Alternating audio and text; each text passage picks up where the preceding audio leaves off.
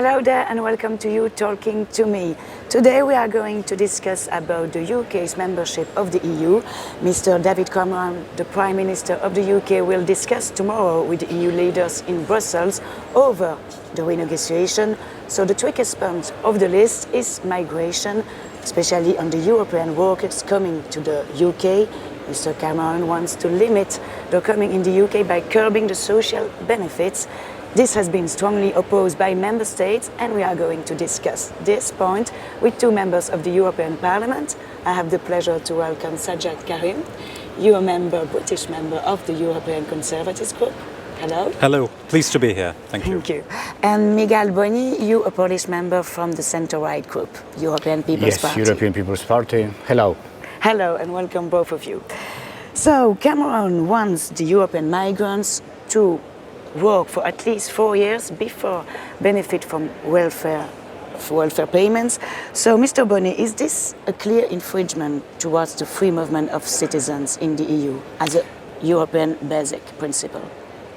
You know, in this paper sent by Cameron, Prime Minister Cameron, to heads of governments and to Donald Tusk, there were mentioned that it is important to have this free flow of capital, services and goods. And we need to remember about free flow of persons. But of course we need to be open for the debate, but not to kill and not to decide that it is unneeded, this free flow of people. I think that firstly, we need to analyze and based on evidence what kind of problems for UK these flows of migration from European Union made, and on the other hand, what kind of benefits, because this is a huge contribution to the British GDP. And based on those real analysis, we need to talk what is possible and what is not possible. Yes. I don't agree with discriminatory solution, yes, and I will develop it in the next further. Yeah, we will go on this, but I want to focus on a survey done by the think tank Europe, which shows that if Mr. Cameron doesn't manage to have a deal on this limiting migration issue, this will be a split almost 50-50 on whether the people will like to remain in the EU or not. So well, do you think this is the trickiest point? Laeticia, it really is absolutely knife edge at the moment as to what the British people will do. And whilst Britain has to think about its future, whether it is here in the European Union or apart from the European Union also needs to think about its own future and what that will be like if the United Kingdom is not a member of the European Union. And I think if both sides concentrate their minds to that, then we have every possibility and opportunity at arriving at a position that can be put to the British people that they will support. Now, just going to touch upon the initial point on migration. The United Kingdom has always been the biggest supporter and proponent of the single market here in the European Union. We're very proud of the work that we've done to help achieve that, whether it's in goods, whether it's obviously in services now, or the digital single market. And of course we recognise that if you are to have the single market, then you need to have the ability for people to move. So nobody is questioning the right of people to move. What we are talking about here is not workers coming to the United Kingdom. We have no problem with that. The issue is the entitlements and benefits of certain people when they are not employed at a rate from which they can sustain themselves. We want people to come to work in the United Kingdom, but we want those people to be in jobs that are self-sufficient for them. So we will have now a question from our Slovenian partner, Lydia. She has a question for you both. We listen. Hi, everyone. Well, we know that following Prime Minister Cameron's preparedness to drop a demand to curb welfare benefits for migrant workers, the technocrats are now examining whether watering down his demands would be enough to help seal the deal. What is your view on this? And how do you envisage the dropping of Cameron's demand would affect Britain's attractiveness to migrants from poorer EU members in Eastern Europe? Thank you for your answer. Mr. Boni, Polish people represent in the UK nearly 900 thousands of people. So do you think with Cameron's reforms this will change? You know, the Cameron, if I properly understand, want to discourage new flows of migrants, and I understand it because of the labor market situation. Only a certain class of migrants. So I think that we have the open space for the debate on conditions, yes? And I agree that we need to limit this sending child benefits overseas, because this is not related to the living together as a family in United Kingdom, as somebody is working in United Kingdom. So I think that this is a point for discussion. I fully agree that we need to avoid the abuse of free movement. There are many examples of that. But on the other hand, I don't agree with this 4 years for waiting for full welfare for workers, because I think that workers are working and they need to work under the clear conditions. And those conditions need to be similar in the European Union. So I think that this point is very tough for us. Yes. So you have three points. For two, I think that we are open for debate and to cut some things which are not good. But on the other hand, we need to remember about workers' rights without nationality, without origin of Mr. Karim, first of all, I mean, do you think this will attract, I mean, the people? They will not come from the eastern countries, the poorer countries. They will not come anymore in the UK. I mean, this. What we have to do is keep our eyes very firmly on the factual details that we are dealing with here. And you have to draw a distinction between in-work benefits and out-of-work benefits. At this moment in time, there is a qualification period for people who are wanting out-of-work benefits.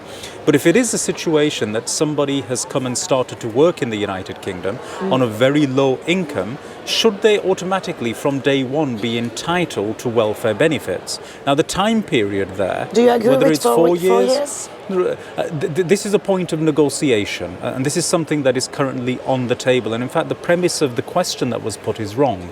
We have not withdrawn from the original text of our letter that we sent. That remains as it is on the table, and we want to discuss this with our European partners. But if you have a situation where, for instance, somebody from Poland is working in the United Kingdom, they are not in receipt of benefits, but they are working full-time and supporting themselves, but they become ill, then yes, they are entitled to benefits in those circumstances, but not to come and enter into a low-paid job after 4 years. No. After the initial period of qualification for out-of-work benefits, providing that has been fulfilled, then they will be entitled. So I think this is a little different than it was presented earlier. Yeah, I mean the details are being lost in the general picture here. Are very crucial. So I think that I appreciate the efforts for debate on that subject. Yes, so we can sit and discuss point by point. I would like to have a look. Sorry, this is a loss for countries like Poland as well, because I have in my constituency examples of highly skilled people who have come from Eastern Europe and they're doing very manual jobs in the United Kingdom on low pay and getting benefits. It's no good for us and it's no good for you. We will go on. Sorry, they are changing after 1 year, for example. Yeah, absolutely. They are changing and they are starting at the high. Absolutely. We will go on in the program. Sorry, because we have a Facebook comment. So Chloe wrote, "How can a reopening of the treaty not become a lose-lose solution for our achieved rights as EU citizens?" And another from Valentine asking, "Should the UK stays in, whatever the price of the negotiations is?" So, Mr. Boni, do you think, I mean, at any price, the UK should remain in the EU?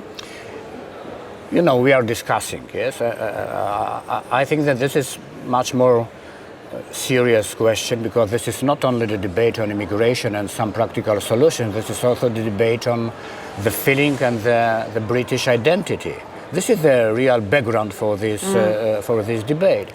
And I'm open for discussion, I'm open for negotiations, but on the other hand, we need to analyze mutual advantages. So this is not the situation in which we have some advantages because UK is in European Union, but also UK have many advantages related to the open market. So we need to decide, of course, and I hope that it will end not in December but on February, on the next Council, positively for European Union, for all of us and for UK. Okay, so related to the right of free movement, we have a question from our German partner, Ürte from AMS Radio. We listen. Hello, this is Ürte Modlich from Euranet Plus Germany. Prime Minister Cameron said that the freedom of establishment should not apply to the citizens of the new EU member states, and that it is a prerequisite that their economies have to go with the British one. This is, as you know, a value that can change. And by the way, the economies of countries like Greece, Spain, or even France are not comparable with the British one. So my question is, do we have to be ready to permanent new estimates which countries deserve the free movement? Mr. Karim, I want to highlight the point of this. Maybe this is a discrimination manner, way of thinking. Well, what we had initially when Romania and Bulgaria came into the European Union was a period of 2 years where discrimination did apply and there wasn't free movement for those citizens across the European Union. Now, this is just an idea that has been put forward to explore that those economies which are not in a position really to be able to reach the standards that, say, for instance, Germany or France or the United Kingdom is reaching, then should there be a restriction upon the movement of people from those states to others? Now, what we have seen in the United Kingdom is that we simply, after the 2004 time period and the 2009 time period, we saw a much greater number of people coming to the United Kingdom than we could ever have anticipated for or planned for. So this is about managing the numbers of people that are able to move from one member state to another. And actually this is in the overall interests of the European Union to discuss this. It's not an issue that is a red line for us, but it certainly shouldn't be an issue that Europe is ever going to shy away from discussing, because it has to be a part of our overall plan on what basis can people move from one member state to another. So why not have that as part of the reform package now? So we focus on the European migration, but there is also, well, a part of this, small progress made on protecting the single market, and Mr. Cameron wants also to allow the non-Euro member states, the 9 non-Eurozone member states, to be in and to be protected by the single market. This is a good I think that from Polish point of view, this is good because we are not in the Eurozone. But on the other hand, I agree that we don't want to have two kinds of member states in European Union when we are talking about single market. But on the other hand, I don't want to stop the way to Euro integration due to the decisions of particular countries. Yes? So I think that we need to find the practical solution with approval of the decisions of some countries as United Kingdom, for example, but not to stop the way in the future for some countries. When we are talking about digital, for example, digital single market and single market, I appreciate because the British position, because this is very important to understand that in some areas we need to redefine the position of the regulation in the European Union. We need in some areas as less as possible regulation, strong regulation, and as necessary as it is really as strong as it is really necessary in some areas. And I think that this is the area for common view among many member states. Okay. To wrap up this program, Mr. Karim, as a British citizen and member, so how do you consider? So there are good points and bad points from the list, but all of Cameron's points are not that bad. Well, no, I mean, it goes without saying that European Union is in need of reform. I have not met a single MEP that disagrees with that point. Now, the issue is what type of reform and what is the method of delivery going to be? Now, what I have seen is that there has been a tremendous amount of take-up of about 85% of the proposals that we have put forward. The other 15% are there for debate. But that's what happens in an international forum like the European Union when you are sitting with your own family around a table and discussing, and you have agreement on 85% and 15% for negotiation, then you're in a very good place, I believe. Okay. So last word, and then we will wrap It's up better this. to discuss in open way and try to find the common solution for the European Union than only to exchange our political views. So I appreciate these efforts made by, as I have mentioned at the beginning, Tusk and Cameron for starting this debate. In Samaras we are similar, and the similar position in Samaras we need to discuss some details because this is we need to remember about non-discriminatory solutions. Okay, so the we point will is follow Europe up will be this. stronger at the end of this process. I hope. Thank you, So thank Merry you, Christmas. thank Merry you both for Christmas. coming. And yes, I wish you all my best wishes for this end of year, and you too all the best for this end of year. And see you next time. Bye.